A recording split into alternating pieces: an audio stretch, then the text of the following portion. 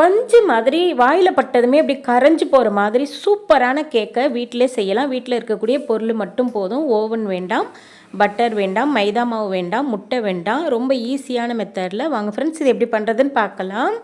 இப்போ இந்த கேக் பண்ணுறதுக்காக மிக்ஸி ஜார் எடுத்து வச்சுக்கோங்க. அதில் 100 கிராம் அளவுக்கு வந்து ரவை சேர்த்துக்கலாம். நெய்ஸ் ரவையாக எடுத்துக்கோங்க. கொஞ்சம் பெரிய ரவை இருந்துச்சுன்னா அதை வந்து ஃபஸ்ட்டே மிக்சியில் போட்டு குறைப்பாக அரைச்சிட்டு அதுக்கப்புறம் சேர்த்துக்கலாம். 100 கிராம் அளவுக்கு வந்து எந்த கப்பால் நம்ம வந்து ரவை அளந்து எடுத்தோமோ அதே கப்பை பயன்படுத்தி அடுத்தடுத்த பொருள்களை அளக்கணும். இதில் வந்து பார்த்திங்கன்னா 100 கிராம் அளவுக்கு வந்து ரவை சேர்த்துருக்கேன். அதே கப்பை பயன்படுத்தி 3/4 கப் அளவுக்கு வந்து சர்க்கரை, 1 கப் அளவுக்கு வந்து திக்கான பால் வந்து சேர்த்துக்கலாம். தண்ணி சேர்க்காமல் திக்கான பாலை காய்ச்சி ஆற வச்சுட்டு சேர்த்துக்கோங்க. இது கூட 1 கப்பு அளவுக்கு வந்து பால், 3/4 கப் அளவுக்கு வந்து நல்லா திக்கான தயிர் வந்து சேர்த்துக்கலாம். இது கூட வாசனை இல்லாத எண்ணெய் சேர்த்துக்கலாம். 1/2 கப் அளவுக்கு வந்து எண்ணெய் சேர்த்துக்கோங்க. அதிகமாக சேர்க்க வேண்டாம். எண்ணெய் சேர்த்ததுக்கப்புறம் இதில் வந்து பார்த்திங்கன்னா உங்கள்கிட்ட ஏலக்காய் தூள் இருந்தால் இருக்கட்டும். ஏலக்காயாக இருந்துச்சுன்னா இந்த இடத்துல 3 ஏலக்காய் சேர்த்துட்டு நல்லா நைஸாக அரைச்சிக்கலாம். நல்லா திக்காக நல்லா முடிஞ்ச அளவுக்கு நல்லா நைஸாக அரைச்சிக்கோங்க. இந்த மாதிரி இருக்கணும். திரியாக இருக்கக்கூடாது. பாருங்கள், நம்ம ரவை சேர்த்துருக்கதே தெரியலை. இது போல் நம்ம வந்து கரெக்டான பக்குவத்துக்கு அரைச்சி எடுத்துகிட்டு வந்துட்டோம். இதை வந்து ஒரு பவுலுக்கு மாற்றிக்கலாம். மாற்றிட்டு இதை வந்து 10 நிமிஷத்துக்கு மட்டும் ரெஸ்ட்டு விட்டுருங்க. ஒரு மூடியை போட்டு மூடி வச்சுட்டு 10 நிமிஷம் கழித்து எடுத்து பார்க்கலாம். இப்போ பாருங்கள், நம்ம சேர்த்த ரவை வந்து நல்லா ஊறி இருக்குது. பாருங்கள், நல்லா திக்காக இருக்குது. கரெக்டான ஒரு பதத்தில் இருக்குது.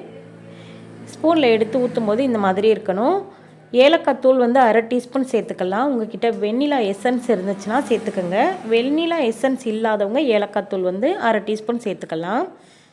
சேர்த்துட்டு நல்லா கலந்ததுக்கப்புறம் 1 டீஸ்பூன் அளவுக்கு வந்து பேக்கிங் பவுட்ரு வந்து சேர்த்துக்கோங்க. பேக்கிங் பவுட்ரு உங்கள்கிட்ட இல்லைன்னா ஆப்பச்சோடா, இட்லிக்கெல்லாம் போடுவோம் இல்லையா, ஆப்பச்சோடா மாவு, அது வந்து 1 டீஸ்பூன் சேர்த்துக்கலாம். சேர்த்துட்டு ஒரே சைடு நல்லா கலந்துருங்க. இந்த மாதிரி கலந்ததுக்கப்புறம் பார்த்தீங்கன்னா இந்த மாதிரி ஒரு பதத்துக்கு இருக்கணும். ரொம்ப திக்காக இருக்கக்கூடாது. நம்ம வந்து கேக் எந்த பாத்திரத்தில் செய்ய போகிறோமோ அதில் வந்து பார்த்திங்கன்னா 1 டீஸ்பூன் நெய் இல்லைனா எண்ணெய் சேர்த்துக்கலாம். தேங்காய் எண்ணெய் கூட சேர்த்துக்கோங்க.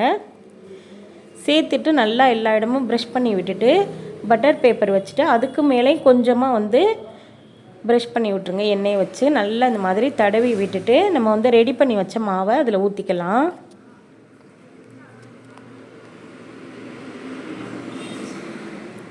இப்போ பார்த்தீங்கன்னா நல்லா ஊற்றுனதுக்கப்புறம் வச்சு நல்லா லெவல் பண்ணி விட்டுருங்க. அவ்வளோதான், நமக்கு வந்து கேக் மிக்ஸ் வந்து ரெடி ஆயிடுச்சு. குக்கரை வந்து 5 நிமிஷத்துக்கு முன்னாடி நல்லா சூடு பண்ணிடுங்க.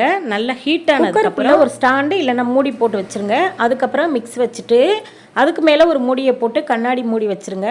அதில் வந்து லைட்டாக ஒரு ஹோல் தெரியுதுல்ல, அதை வந்து பேப்பர் வச்சு அடைச்சிட்டு இதை வந்து வேக வைக்கலாம். 40லேருந்து 45 நிமிஷத்துக்கு வேக விடுங்க.